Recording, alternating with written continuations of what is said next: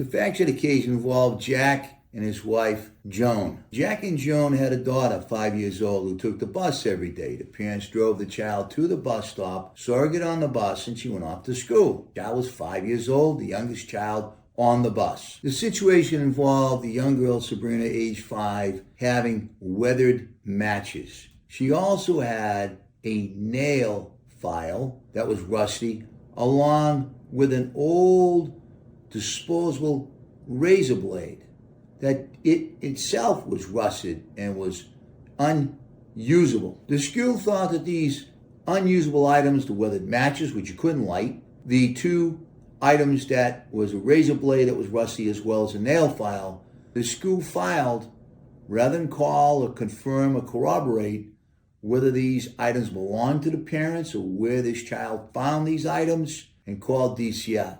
DCF, having a message from a mandated reporter, filed and did an investigation regarding these items. The client called Attorney Seaver, and we put all the evidence, all the facts, the timeline, medical records, school records, everything under the sun together. And in the end, DCF unsupported this 51A. But what's the moral of today's story? Is that common sense is very uncommon. The principal of the school had a PhD.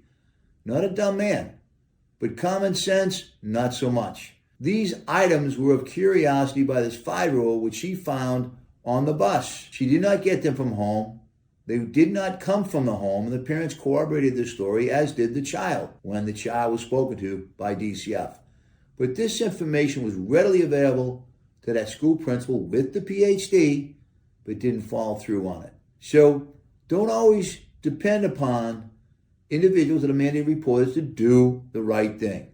In this case, much to DCF's credit, they did do the right thing. The following story is in the I can't make it up category, and it just goes to show that common sense is very uncommon. But with that said, sometimes families become victims by 51A reports that, to me, the facts don't add up right from the get-go. But what do I know? Now, the department, much to the credit, screened the case out, or could have, but didn't, because they didn't call the parents. But in the end, they did unsupported.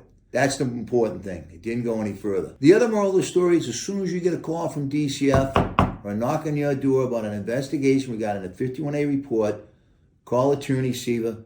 Let us guide you, and get you out of this and make you a Seaver success story. If you think the story would benefit somebody you know, please like it, share it, and send it to them.